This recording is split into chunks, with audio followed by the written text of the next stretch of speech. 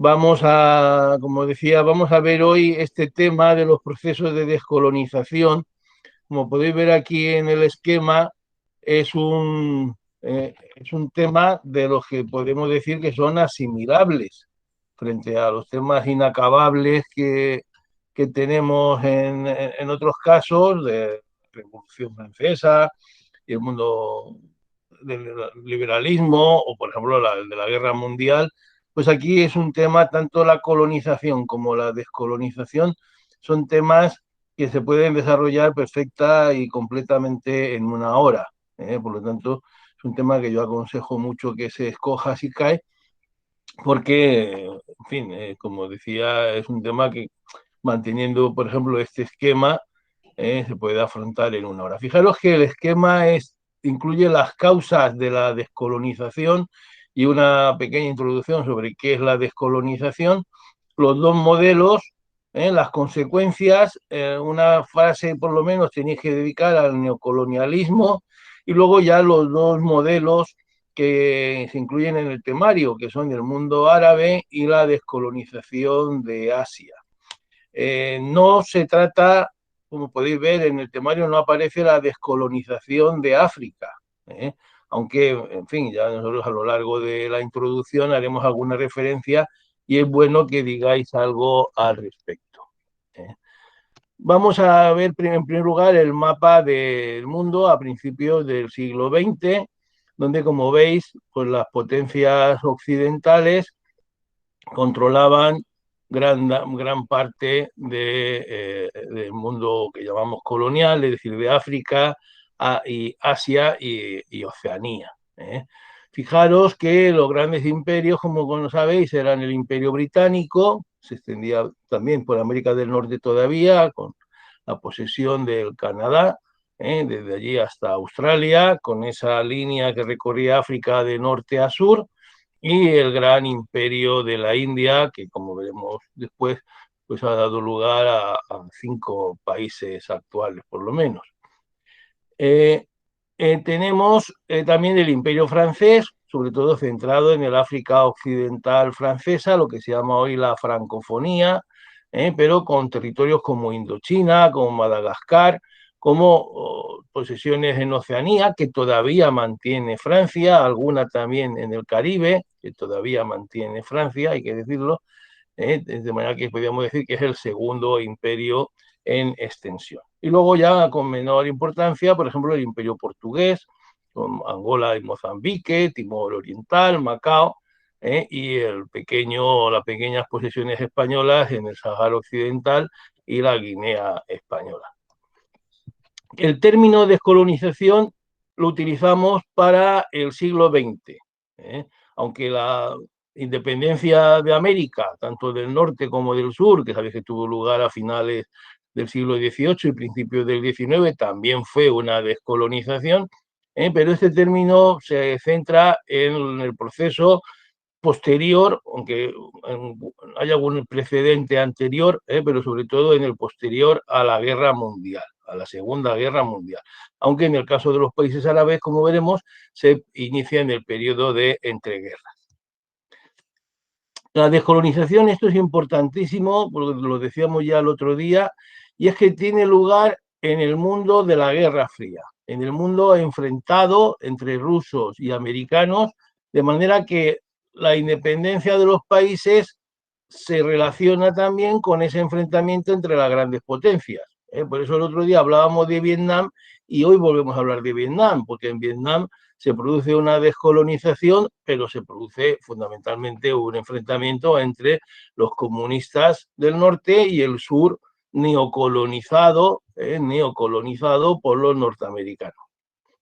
Aparecerá el tercer mundo, lo que llamamos el tercer mundo, que es el mundo descolonizado, un mundo sobrepoblado, económicamente dependiente, socialmente muy atrasado y con problemas muy graves de violencia endémica, de corrupción y con expectativas de desarrollo y democracia muy pequeñas, sobre todo en África, porque quizás Asia sí que ha evolucionado en las últimas décadas hacia un cierto progreso económico y social. Aquí vemos esas potencias, antes hemos visto ya extraídas las demás. Fijaros que ya los dominios de Canadá y de Australia los hemos sacado, por decir así, del mapa del colonialismo. Son países que ya se han independizado de manera prácticamente plena, ya antes de la guerra, pero después de la guerra. Aquí vemos también Etiopía, descolonizada después de la conquista de Mussolini, o Egipto, o Sudáfrica, ya independizada de los ingleses, aunque dejarán allí, como sabéis, un problema que será el apartheid. Fijaros cómo la descolonización se va a centrar sobre todo en las posesiones inglesas y francesas, tal como hemos comentado. Y bueno, y el Gran Congo belga, en el centro de África, como podéis ver, 50 veces más grande que la metrópoli. Un caso muy curioso que todos conocéis, de que el pequeño país de Bélgica tenía un gran territorio colonial. Este es el Imperio Británico en su esplendor, aunque ya hemos dicho que después de la Primera Guerra se puede entender que los dominios británicos de Canadá, de Australia, de Sudáfrica, pues ya son independientes. ¿Cuáles son las causas de la descolonización? La primera causa es el desarrollo del nacionalismo. Fijaros que de la misma manera que el fin de la Primera Guerra Mundial promovió el nacionalismo en Europa, con el principio, como sabéis, del presidente Wilson, de que cada nación tenía derecho a un Estado, pues esto se va a trasladar también al resto del mundo. Y van a aparecer las ideas de que esos territorios, esas naciones, aunque el término nación es un término complejo, esos territorios ocupados tienen derecho a configurar su Estado. Precisamente esa complejidad del término nación será lo que cree graves problemas. Por ejemplo, en la India, ¿cuál es la nación? La nación musulmana, la nación hindú, la nación de todo el antiguo imperio británico, y eso dará lugar, como sabéis, a unos conflictos que analizaremos brevemente. En cualquier caso, las élites indígenas educadas en Occidente se impregnan de esas ideas de liberalismo, de democracia o de socialismo, en algún caso, y como están excluidas de los cargos de administración de sus propios territorios, pues fomentan obviamente un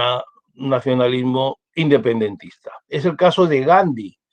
Todos, si habéis visto la película, sabéis que aunque la imagen de Gandhi que tenemos es la del hombre semidesnudo con su vestimenta tradicional, pero todos sabéis, si habéis visto la película, recordaréis que era un abogado educado en Gran Bretaña, que trabajaba, por cierto, inicialmente en Sudáfrica, es decir, pertenecía a la élite intelectual y económica de la India, lo mismo que Nehru, que sabéis que va a ser su sucesor. Lo mismo pasaba con Jinnah, el líder musulmán, también educado en Inglaterra, o Bourguiba y Ho Chi Minh, educados, formados en Francia. Fijaros que también vemos la influencia de Kemal Atatürk, el padre de la patria turca, la Turquía que nace después de la caída del Imperio Otomano, una Turquía nacionalista, centrada en los territorios de habla y raza turca, y que va a ser el ejemplo en algunos territorios que habían sido turcos, por cierto, como Túnez, que fue luego conquistados por los franceses, donde se desarrolla ese nacionalismo. El caso de Ho Chi Minh es una influencia también del socialismo que él aprende o que se implica con esta ideología durante su estancia en Francia. Fijaros que junto a ese desarrollo intelectual, cultural de esas élites, pues hay un desarrollo económico que es el que va a permitir, de alguna manera, que esa independencia sea posible. Es decir, ahora van a haber infraestructuras, van a haber carreteras, van a haber ferrocarriles, van a haber hospitales, van a haber escuelas. Eso produce un cierto desarrollismo, que, repito, hace posible, porque en otro caso sería totalmente inviable la independencia, pero al mismo tiempo ese progreso crea un desequilibrio entre unos colonos de origen europeo, que son los dirigentes, que son los dominantes, que son los que tienen las grandes explotaciones, las grandes industrias, etcétera, y los nativos que quedan situados en su mayor parte al margen de ese desarrollo. Luego, fijaros que los adelantos médicos sin que nadie discuta que son positivos, tienen un efecto peligroso, y es que se va a producir en estos países de gran natalidad, se va a producir una explosión demográfica, porque al contenerse la mortalidad, al aumentar la esperanza de vida, la población va a aumentar muy rápidamente sin que el desarrollo económico de esos territorios permita que esa población creciente, digamos, viva en unas condiciones aceptables. Eso va a producir pues problemas de hacinamiento en las ciudades y sobre todo la emigración hacia Occidente que todos conocéis. En la Segunda Guerra Mundial tiene el efecto de acelerar la crisis. La derrota de las metrópolis, sobre todo de Francia, de Bélgica, de Holanda, de los ingleses por ejemplo, en Singapur, en Indonesia,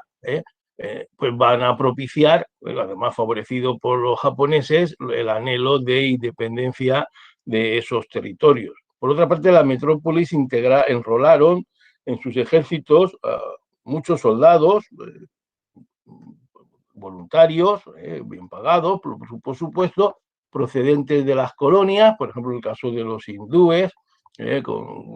enrolan en el Imperio Británico, en el ejército británico, o los franceses del Magreb, que tenían el protagonismo de los ejércitos de la Francia libre, y de alguna manera la sangre derramada por esta metrópolis va a legitimar las reivindicaciones. Aparte de que muchas veces las nuevas élites dominantes militaristas pues nacen de estas tropas, como todos recordáis el caso del famoso Idi Amin, que había sido un militar en el ejército británico. No sé qué ha pasado. Y las dos potencias crecientes, las dos superpotencias, lógicamente van a favorecer este proceso. En el caso de la URSS, está claro, es una manera de debilitar a su enemigo capitalista, a su enemigo occidental, de hacerse con territorios para su influencia. Pero también pasa lo mismo desde el punto de vista económico para Estados Unidos. Estados Unidos tiene unos intereses económicos de conseguir un mercado mundial abierto, mientras que el imperialismo colonialista lo que supone son los mercados cerrados, los mercados cautivos. Por lo tanto, los americanos favorecen en la independencia de estos países para que se integren en la economía mundial, donde ellos tienen, como todos sabéis, pues su mayor beneficio, porque su industria, su agricultura son de las más competitivas. Y la ONU, como organización de la que hablábamos el otro día, pues va a favorecer, evidentemente, ese impulso descolonizador.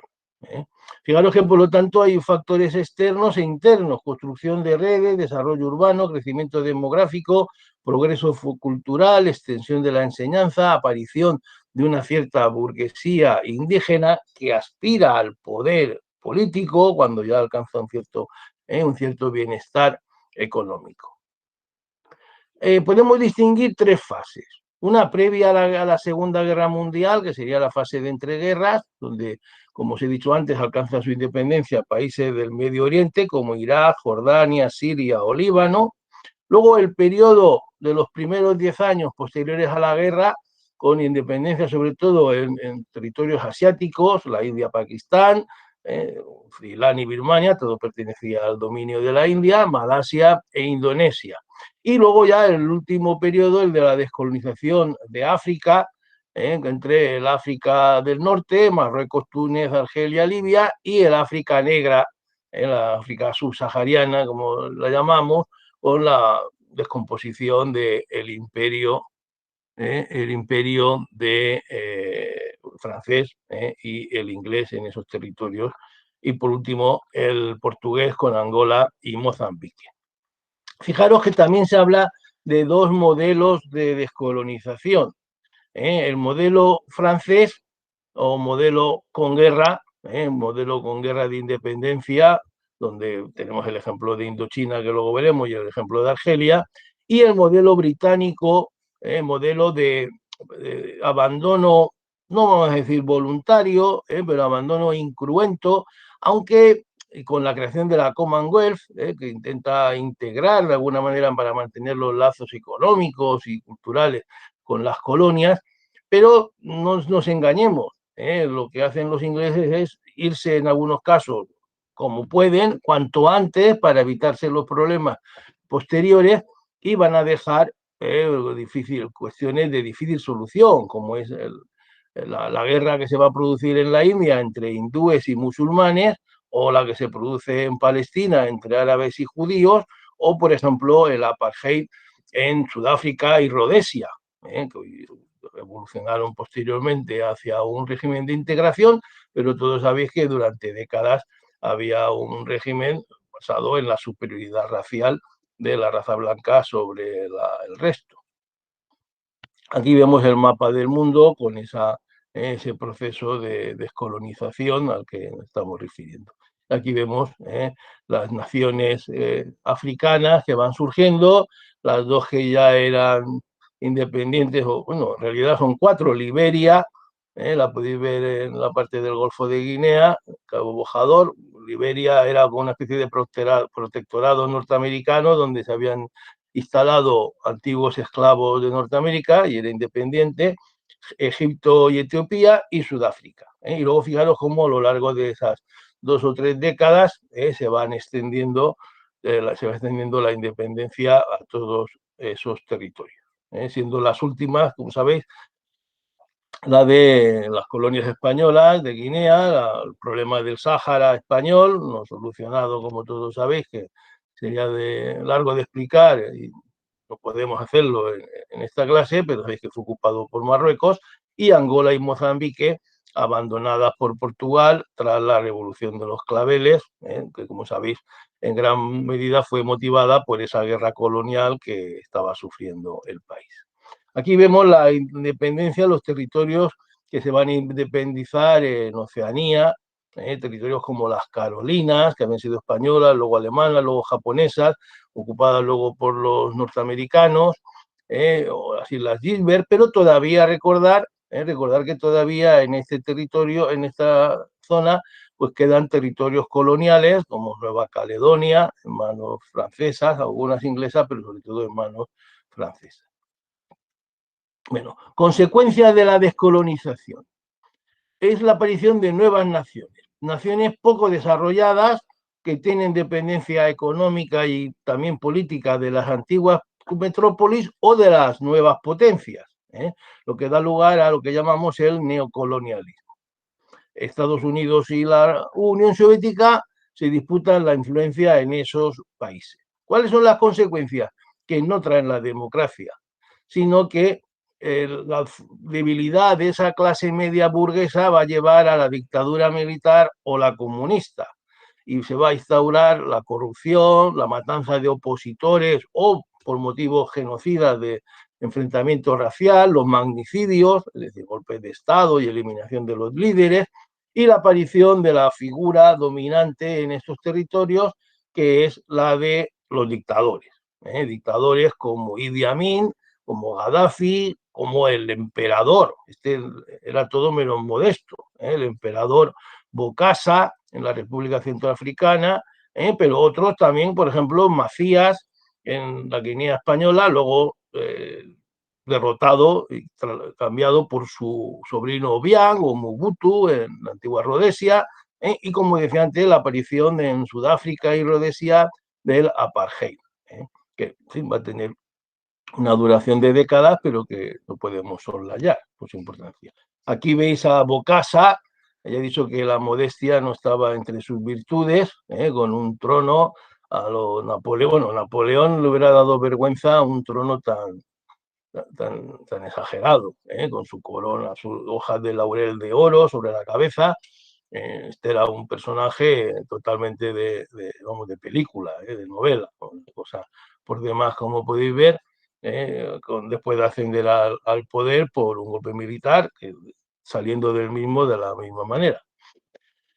Consecuencias de la descolonización, ya hablaremos al final de los movimientos de los no alineados, pero también tenemos que referirnos a la artificialidad de las fronteras. Las fronteras se mantienen, las fronteras coloniales. Eso hace que pueblos que tradicionalmente estaban enfrentados queden dentro del mismo país, con problemas culturales, de enfrentamiento entre religiones, por ejemplo, en una zona de contacto entre el África del Norte, el África musulmana y el Centroáfrica o el África subsahariana negra, por decir así, hay unos enfrentamientos hoy muy vivos entre islamistas y cristianos o animistas. Es el caso de Sudán, que sabéis que ha llegado a dividirse en dos, de Nigeria, del Chad,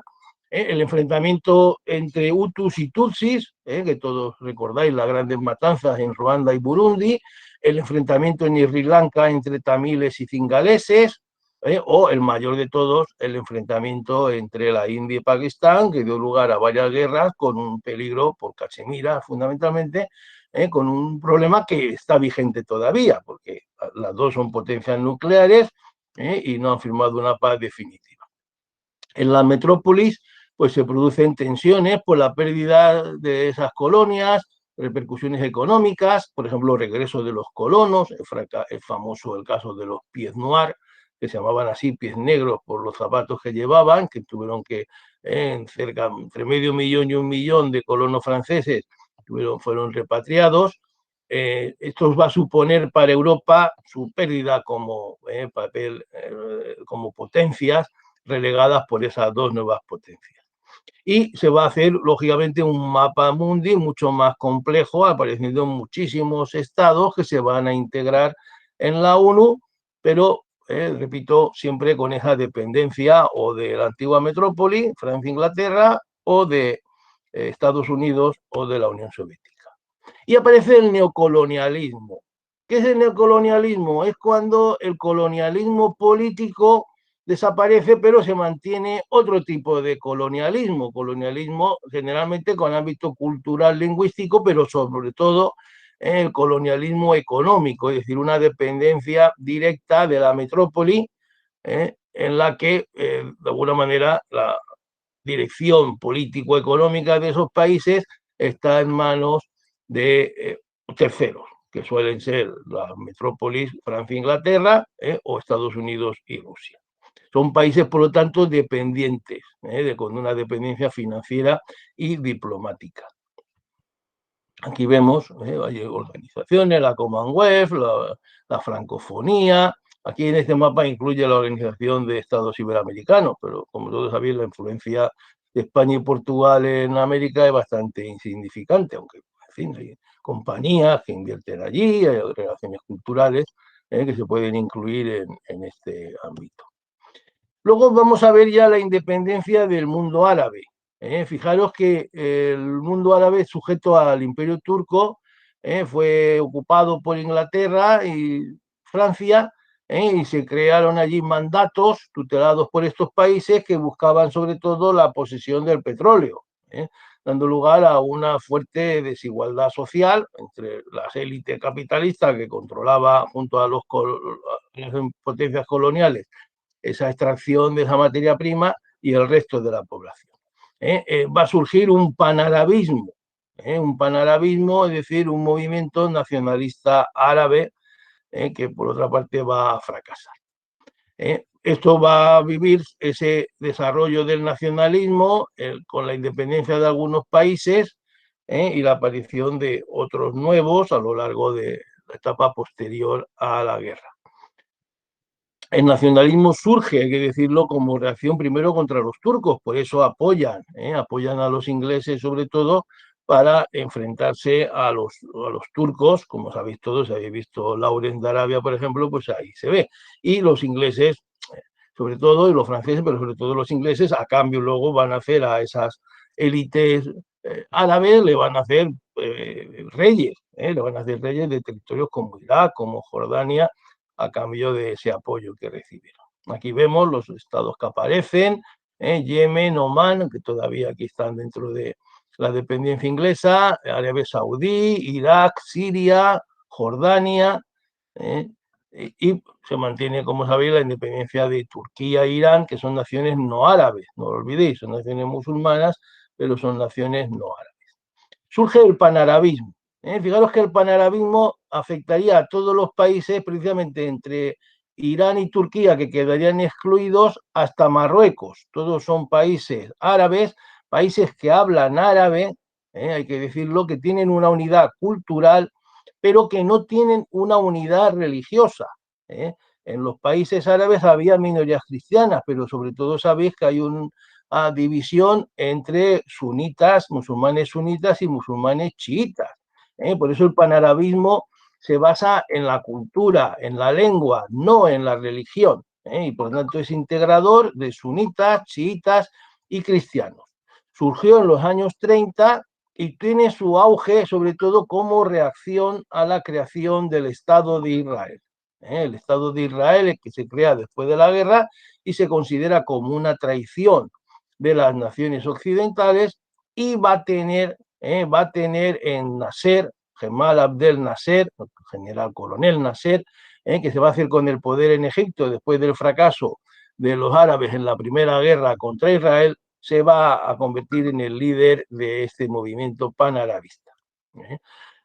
Nasser consigue nacionalizar el canal de Suez pese a la intervención, hay que decirlo que va a haber una intervención, que luego ahora lo veremos en el mapa, de Francia e Inglaterra, que eran los propietarios de ese canal, y también de Israel, pero la presión norteamericana y soviética obliga a la retirada de estas tropas, lo cual la propaganda árabe vende como una victoria de Nasser y le convierte en un líder súper popular en todo el territorio del mundo árabe y con una pretensión a través de la República Árabe Unida de unir Egipto, Siria, Yemen, incluso Libia después, como cuando entra también Gaddafi en el intento, aunque todo esto va a fracasar a raíz de la derrota en la guerra de los 6 días, con lo cual el panarabismo, puede decir así, queda derrotado y por lo tanto ya no se convierte en una oferta atractiva y va a ser sustituido por los movimientos religiosos. Cada país va a buscar su propio camino y va a ser el panislamismo, aunque tiene ese problema de sunitas y chiitas,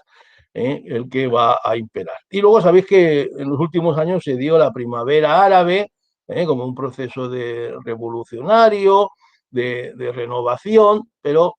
que todavía es pronto para evaluar, porque prácticamente en ningún sitio ha dado lugar a países ni democráticos, ni a un desarrollo de los derechos humanos, ni del progreso económico, sino que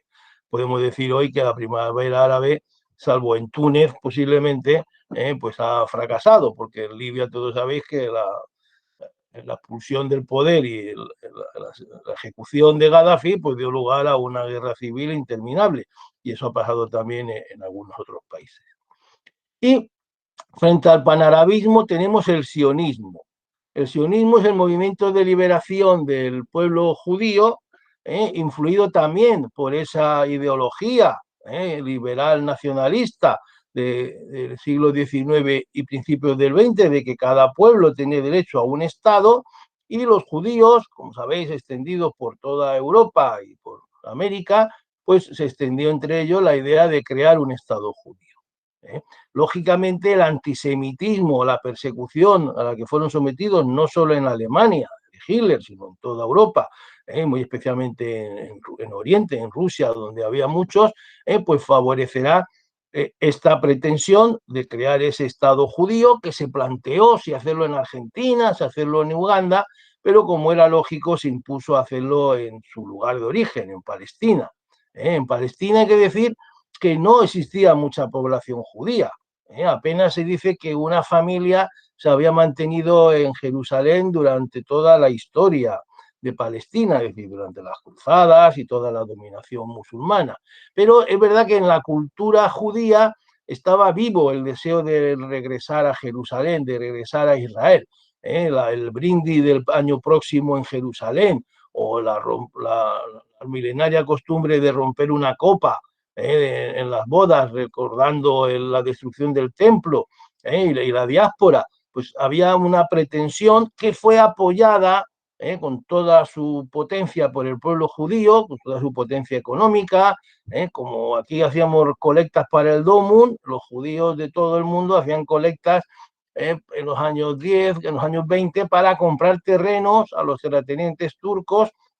y favorecer la emigración hacia Israel, hacia Palestina. De manera que los grandes contribuían más, los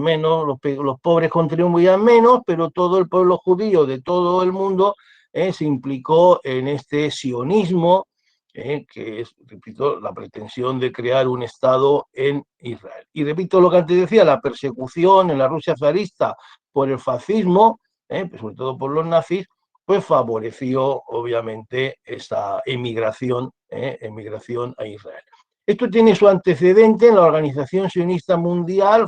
fundada en el año 97, y durante la Guerra Mundial, durante la primera, en lo que se llama la Declaración de Balfour, en la que este ministro de Exteriores británico pues se compromete con los Rothschild, la gran familia judía de banqueros, a la constitución de un Estado judío en la posesión entonces turca de Palestina, a cambio del apoyo financiero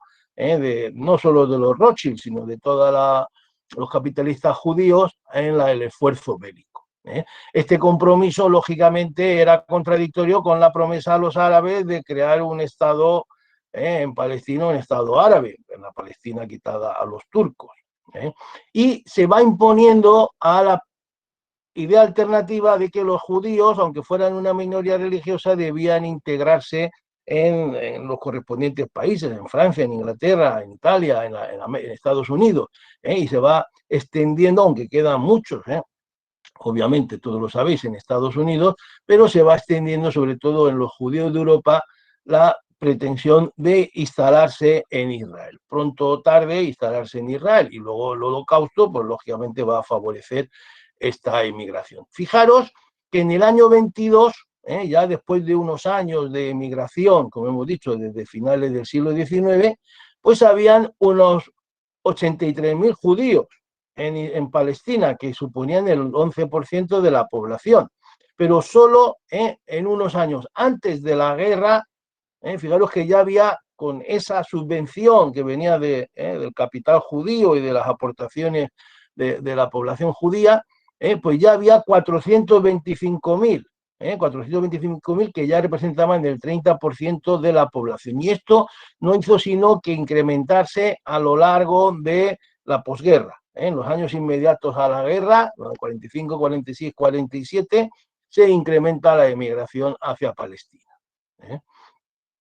Y el libro blanco del gobierno británico no sabían lo que tenían que hacer, hay que decirlo, dudaban entre apoyar descaradamente a un Estado judío o limitar la emigración. Hicieron un libro blanco, o sea, una pretensión de limitar la emigración, pero había una emigración clandestina que de alguna manera también se dice que era bastante consentida. Como hemos dicho, el Holocausto, la persecución favoreció completamente esta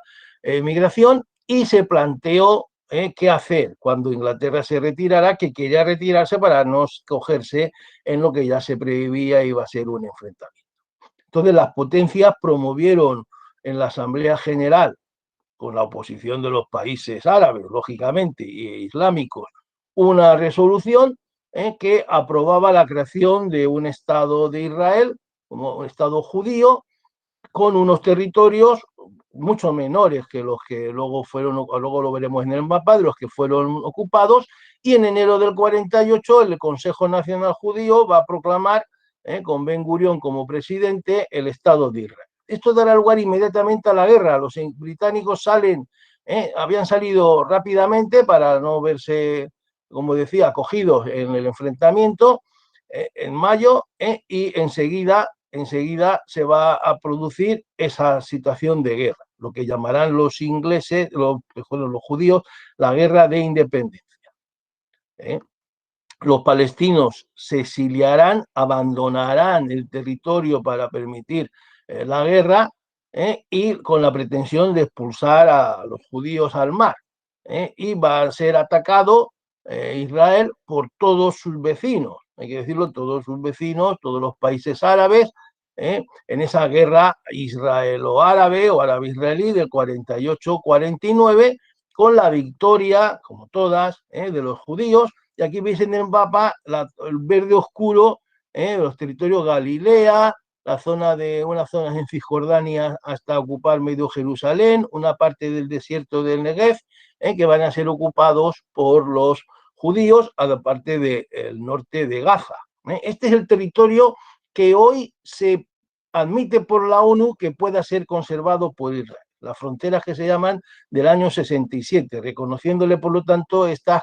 conquistas que se sumarían al verde claro, que es el territorio que le daba la ONU en el plan de partición del año 47. Aquí lo vemos como ante el ataque de los vecinos, jordanos, sirios y egipcios, Israel responde, el ejército israelí ocupa esos territorios a los que nos hemos referido, la Galilea en el norte, el desierto del Negev y parte de Cisjordania. Pero luego sabéis que hubo otras guerras. Primero la ocupación del canal de Suez, que hemos dicho, en el que van a participar los judíos, los israelitas, la guerra de los ideas y la guerra del Yom Kippur. Siempre va a ganar Israel con ayuda norteamericana y de Europa Occidental en buena medida, pero sobre todo norteamericana, y eso le va a llevar a extender su territorio. Fijaros que en la primera de ellas, la ocupación del Sinaí en el 56, a la vez que los paracaidistas franceses e ingleses ocupan el canal de Suez, los israelitas ocupan todo el Sinaí. Pero aquí se van a retirar, no por la reacción de Nasser, en realidad, sino por la presión norteamericana de tipo económico. Empezaron a vender libras y francos, produciendo la caída de ambas monedas, y el presidente de Estados Unidos dijo que no iba a admitir esa invasión. Los rusos amenazaron con utilizar incluso la bomba nuclear o apoyar descaradamente a Egipto, y los franceses se retiraron y los judíos, obviamente los israelitas, pues también. De manera que fue devuelto el Sinaí a los egipcios y que ocuparon todo el canal de Suez, obteniendo el rendimiento. Pero en el año 67, como sabéis, la amenaza Nasser obligó o presionó para que los cascos azules abandonaran una zona de protección que existía entre Egipto e Israel, y esto va a hacer que Israel, amenazado en esa guerra relámpago de 6 días, que sabéis que duró 2 días en realidad cada uno de los combates, 2 días contra los jordanos, 2 días contra los sirios y 2 días contra los egipcios, va a destruir con su aviación muy moderna los carros de combate de los países árabes, y va a ocupar pues, los altos del Golán, como sabéis, lo veis al norte, toda Cisjordania y todo el Sinaí. Esto, claro, hará caer a Nasser, producirá una crisis total en los países árabes, con un afán de revanchismo tremendo que se materializará 7 años después en la guerra del Yom Kippur, donde ahora son los árabes los que en una festividad judía, como sabéis, toman la iniciativa, atacan, pero los judíos, mejor preparados su ejército, pues con la ayuda norteamericana siempre, pues responde conquistando más territorio en el Golán e incluso atravesando el canal de Suez y ocupando el territorio que diríamos en el Egipto africano, lo cual obligará de alguna manera a Egipto a firmar un armisticio para recuperar por lo menos el territorio situado en el margen africano del canal de Suez. Pero sabéis que la repercusión de esta guerra será la subida del petróleo. Los países de la OPEP subirán rápidamente el petróleo y será una crisis económica que es el precedente más claro de la que vivimos hoy. Y se produce la diáspora palestina. Desde el año 48, esa ocupación por los judíos, ese abandono de los territorios por los palestinos, llevará a que gran parte de ellos se instalen, como podéis ver, en los países del Golfo, en Irak, en Kuwait, en Libia, hasta en Estados Unidos, y hoy uno de los problemas ahí es el posible o no regreso de los emigrados, vamos, de los hijos de los refugiados. Es la herida abierta, el terrorismo con el que reaccionaron los palestinos, respondido con el terrorismo de Estado, el militarismo israelí, donde sabéis que la mili dura varios años y la hacen igual hombres que mujeres, una economía dependiente totalmente de los Estados Unidos, la expansión del radicalismo judío ortodoxo, la ocupación, como sabéis, con colonos de Cisjordania, pero la parte positiva es que ha habido acuerdos como los de Camp David, que permitieron a Egipto recuperar el Sinaí a cambio del reconocimiento del Estado de Israel, o el de Oslo del 93, que permitió que Cisjordania y Gaza gozaran de una cierta autonomía, que fueran desocupadas por el ejército, por lo menos de una manera aparente, en el caso de Gaza total, en el caso de Cisjordania en menor medida. Pero el problema es un problema que sigue vivo, sigue vivo. Como sabéis hoy,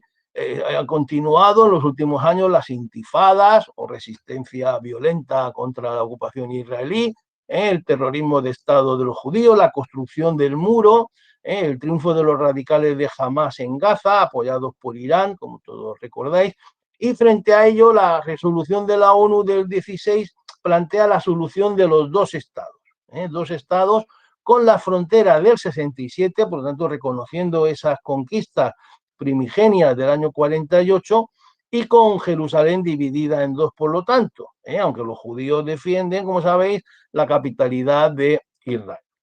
de Jerusalén, como capital indivisible y eterna de su territorio. Y sabéis que últimamente lo más llamativo ha sido el plan de Trump, que en realidad pues, favorecía descaradamente a los judíos, por lo que ha sido rechazado por los árabes,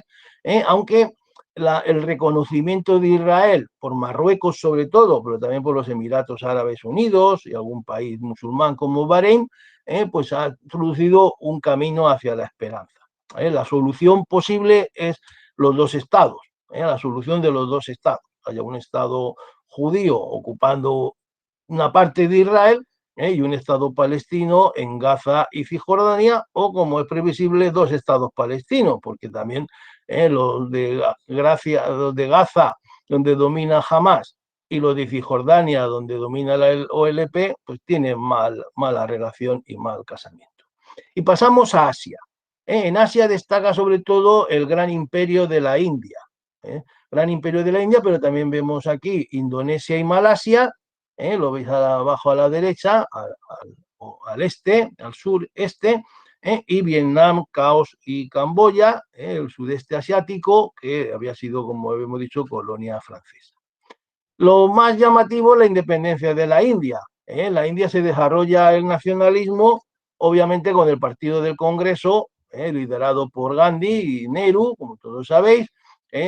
mantuvieron una cierta fidelidad durante la guerra con los ingleses, la población hindú, pero estaba claro en el ánimo de todos, quizás menos el de Churchill, de que esto daría paso a la independencia. Al perder Churchill las elecciones frente a Attlee, pues pasaron a las negociaciones, pero el problema era qué se quedaba, no que los ingleses se fueran, que estaba admitido, sino cómo se iban a quedar. Entonces habían dos posturas, la de Gandhi y Nehru y la mayoría hindú de un Estado grande, multirreligioso y federal, pero claro, eso suponía que una mayoría hindú dominaría de alguna manera a la minoría musulmana. De ahí que la Liga Musulmana y su líder Jinnah plantearan la creación de estados separados, de estados independientes. Que será lo que después de una guerra civil cruenta entre las dos comunidades se va a imponer en la conferencia de Nueva Delhi. De manera que donde haya mayoría de población musulmana se va a crear Pakistán, y donde haya mayoría de población hindú se va a crear la Unión India. Es verdad que habían territorios muy complejos como Cachemira, donde la minoría gobernante era hindú, pero la mayoría de la población era musulmana y fue adjudicada a la India, lo cual es objeto todavía hoy de enfrentamientos. O otros territorios que pasaba al revés y que algunos de ellos fueron ocupados por la India, ocupados militarmente. En cualquier caso, esto dio lugar hasta 3 guerras entre la India y Pakistán y no se descarta que pueda haber una en el futuro, teniendo en cuenta además con el problema de que las dos son potencias nucleares. Aquí vemos el mapa de la India, aquí lo vemos mejor. Fijaros, los territorios en rosa eran los de administración directa por el imperio, y los verdes eran príncipes, digamos, sometidos o con los que había pacto, que había protectorado británico. Como veis, va a dar lugar a 4 países. inicialmente a 4 países: Birmania, una independencia cultural y incluso religiosa muy clara; Ceilán, también; y luego Pakistán, que va a tener 2 territorios: Pakistán Oriental y Pakistán Occidental, y en medio de la India. Pero fijaros que aquí en mitad del territorio de la India hay un territorio que se llama Hyderabad, que en origen era un país independiente. En esos tratados se creó como un país independiente, pero enseguida la Unión India lo va a conquistar, porque aunque su rajá era musulmán, la mayoría de la población era hindú, y estaba además, como veis, rodeado totalmente por la Unión India, de manera que fue conquistado rápidamente en el año 48, si no repito más. Aparte, las Maldivas, que veis aquí al oeste, pues también fueron un quinto país. Y luego, en una de las guerras contra Pakistán, Bangladesh, lo que era Pakistán Oriental, Bangladesh se va a independizar. Aquí lo vemos, en la guerra del 71, con la independencia de Bangladesh. Aquí vemos los movimientos de población. Si veis la película de Gandhi, se ve muy bien esto, como la población hindú de algunos territorios se iba hacia la India, y la población musulmana de la India, o parte de ella, se iba hacia el Pakistán. Y el director Richard Attenborough lo saca muy bien, porque saca como las 2 columnas se enfrentan para simbolizar lo que fue una guerra. Y aquí veis en el centro Hyderabad, que repito, fue conquistado después por la Unión India. En Indonesia hubo una guerra de independencia contra los holandeses. Los holandeses no van a poder, lógicamente, hacer frente sin ayuda americana a esa situación, y se creará un país bajo el dominio de Sukarno, que luego será sustituido por Suharto. Aquí lo veis, Indonesia. No olvidéis que es el país musulmán con más población del mundo. Supera a Pakistán todavía, y tiene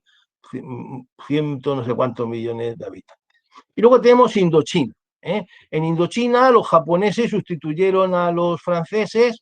Ho Chi Minh, líder del Viet Minh, como se llamó, la guerrilla comunista, proclamó la independencia a la salida de las tropas japonesas. Los franceses, con ayuda inglesa, reocuparon parte del territorio, no todo, y después de algunas victorias, pero no decisivas, pues movilizaron gran parte de su ejército para ocupar un valle con un gran valor estratégico, el de Dien Bien Phu, pero aquí se produjo una derrota tremenda de la legión francesa, con numerosísimas bajas y miles de prisioneros, lo cual obligó a Francia, aparte de los problemas que se estaban originando ya en Argelia, a firmar los acuerdos de Ginebra, apareciendo 4 naciones: Laos y Camboya, que siempre habían sido territorios culturalmente diferentes; y en el territorio vietnamita, el Vietnam del Norte en manos de Ho Chi Minh y los comunistas, y un territorio en Vietnam del Sur en manos de una supuesta democracia, pero que enseguida fue sustituida por un gobierno militar. Estados Unidos no apoyó, hay que decirlo, no apoyó suficientemente a los franceses en esta guerra, y luego, sin embargo, van a ocupar en lugar de Francia de proteger a esa república de Vietnam del Sur. Aquí lo vemos en el mapa, como con la ayuda china, los comunistas de Vietnam del Norte derrotarán a los franceses, y amenazarán en la guerra del Vietnam. Enseguida pasarán a amenazar al resto del país. Aquí vemos la ruta Ho Chi Minh, como se llamaba, a través de Laos y de Camboya abastecían a las guerrillas del Vietcong. De ahí que la guerra que aparecerá enseguida se traslade a estos territorios. Y los asesores militares americanos, que al principio son muy pocos, 3 o 4 mil, poco a poco se van incrementando, y con la excusa de un supuesto ataque a unos barcos de guerra americanos en el Golfo de Tonkin, pues el Congreso va a autorizar al presidente a tomar las medidas necesarias para defender Estados Unidos. Y no había una declaración de guerra de verdad, pero llevará Johnson hasta que había sustituido a Kennedy asesinado, como todos sabéis, hasta 500.000 de soldados. Y además va a imponer el reclutamiento obligatorio, es decir, la mili, que nunca había existido desde la Guerra Mundial, no se había aplicado en Estados Unidos. Como sabéis, el ejército americano va a ser derrotado va a ser derrotado por un contrincante fanatizado, con alta moral, bien armado, adaptado al territorio, y sobre todo por los problemas de desaliento, los problemas en la retaguardia, los problemas de la propaganda antibélica que va a superar claramente a la patriótica. Veremos ahí películas, pero boinas verdes, películas a favor de la intervención, pero las imágenes como esta de un coronel subvietnamita matando fríamente a un espía del Vietcong, a un guerrillero del Vietcong, o estos niños huyendo del Napalm, o la retransmisión prácticamente en directo de la guerra, pues va a favorecer que, como sabéis, la población, sobre todo la población joven norteamericana, rechace totalmente la guerra y esto propicie el abandono por parte de Nixon. Fijaros que esta es la ruta Ho Chi Minh, lo veis como, y en el año 64, a través que lo que hará que bombardeen ese territorio, lo bombardeen, y luego se van a producir dos grandes batallas, la ofensiva del Tet en el 68 y la ofensiva de primavera o de Pascua del 72. Curiosamente, los americanos van a ganar todas las batallas, las dos más importantes, esta ofensiva del Tet, pero aunque van a morir muchos más guerrilleros del Vietcong y soldados de Vietnam del Norte, pero la población americana no está implicada en la guerra. Esos 58.000 muertos que más de forma de goteo van a tener un efecto desmoralizado. De manera que Nixon pues rápidamente programe la salida, firme la paz, salgan los americanos y al final los del norte ocupen todo el territorio o incluso, como sabéis, se extienda el comunismo a través de los Khmeres rojos a Camboya y a Laos. Como dijo uno de los generales, se perseguía un objetivo limitado, con medio limitado, con riesgo limitado y con voluntad de vencer limitada, de manera que, como dicho futbolísticamente, el que sale a empatar termina perdiendo. América no se implicó totalmente, aunque se implicó bastante, pero no totalmente, y quizá por miedo también a la reacción soviético o china,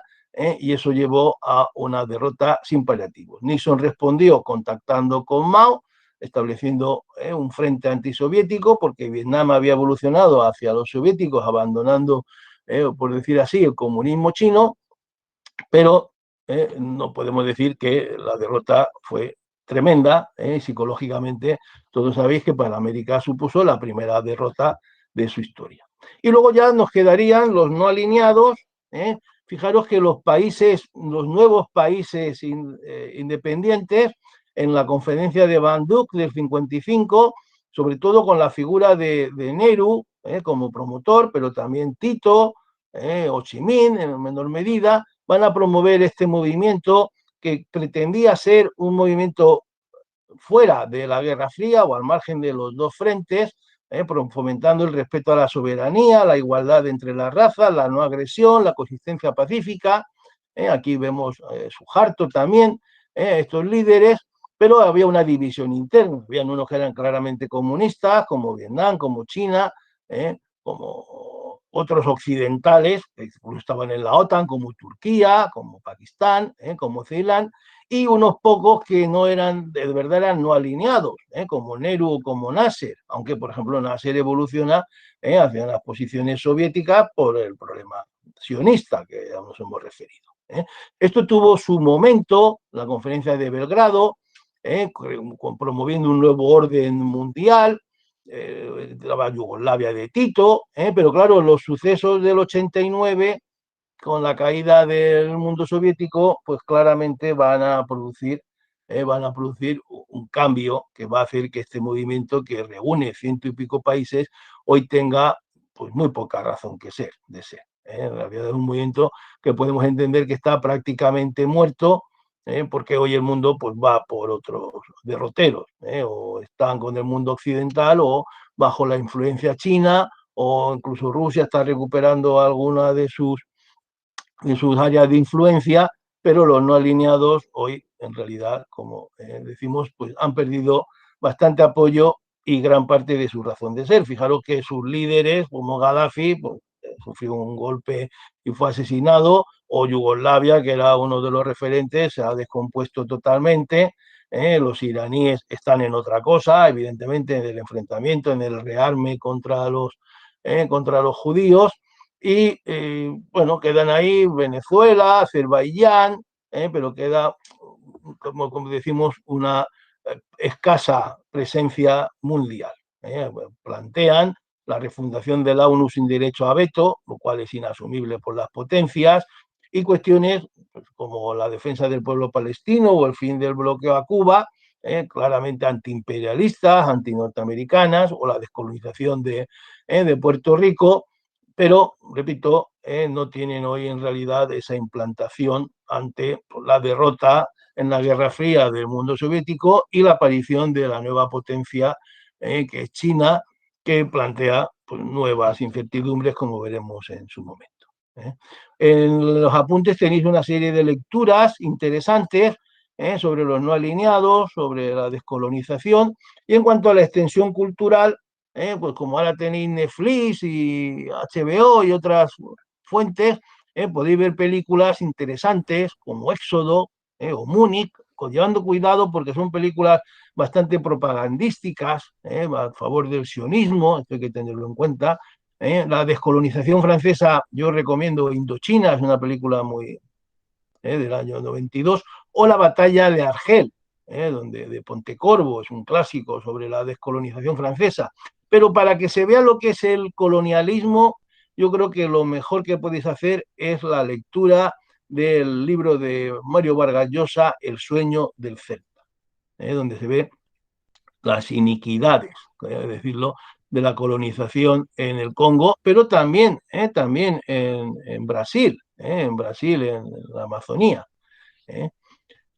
Películas como El año que vivimos peligrosamente, que narran la independencia de Indonesia, o Gandhi. Gandhi es la gran película, aunque la versión de los hindúes, evidentemente, la gran película sobre la independencia del reino, vamos, de la India respecto de los británicos, donde se ven los abusos del colonialismo británico y de la guerra de Camboya, pues, ¿qué vamos a decir? Pocos temas han dado lugar a tantas películas y tan buenas, hay que decirlo, aunque, en fin, algunas de ellas podemos decir que son revisionistas, pero en todas se ve, por ejemplo, nacido el 4 de julio, de Stone, se ve el rechazo de la juventud americana a esa guerra, de Oliver Stone o Platoon, pero qué gran película, Los gritos del silencio o Apocalipsis Now, aunque, en fin, Apocalipsis Now es una película, un espectáculo visual donde la guerra está tratada, pero de una manera un poco difusa, pero se ve perfectamente lo que fue la locura de guerra en la que se metieron los americanos, que también la veis en El Cazador, con Robert De Niro, que no cabe duda de que es otra de las grandes películas, o La chaqueta metálica de Stanley Kubrick. Todo grandes películas con valor cinematográfico y entre las que podemos entresacar a veces el mensaje antibelicista. ¿De acuerdo? Pues lo dejamos aquí, ya es la hora. Lo subiré a la clase y tengo pendiente de subir, no lo olvidéis, que tengo pendiente, no me olvido, de subir la clase que me queda de la Segunda Guerra Mundial. ¿eh? La tengo ya grabada, la tengo que editar y la subiré a lo largo de esta semana. ¿Correcto? Si tenéis alguna duda o algo, tenéis todo mi correo también, aparte de poderla formular ahora, aunque no es mucho ahora para entretenernos mucho, o no dudéis de dirigiros a mí a través de mi correo para cualquier duda. Y os recuerdo, haceros un esquema de cada pregunta y no olvidéis que tenéis que responder a todas las cuestiones del tema, a todas las cuestiones. Es decir, si hablamos de este tema, tenemos que hacer una pequeña introducción, tenemos que nombrar la cuestión árabe-israelí, porque es una cuestión de actualidad, tenemos que nombrar la cuestión de la India, porque es una cuestión de actualidad, y tenemos que tocar el tema del Vietnam, porque es una cuestión que a lo mejor ya no es de actualidad, pero es una cuestión básica en la historia de la segunda mitad del siglo XX.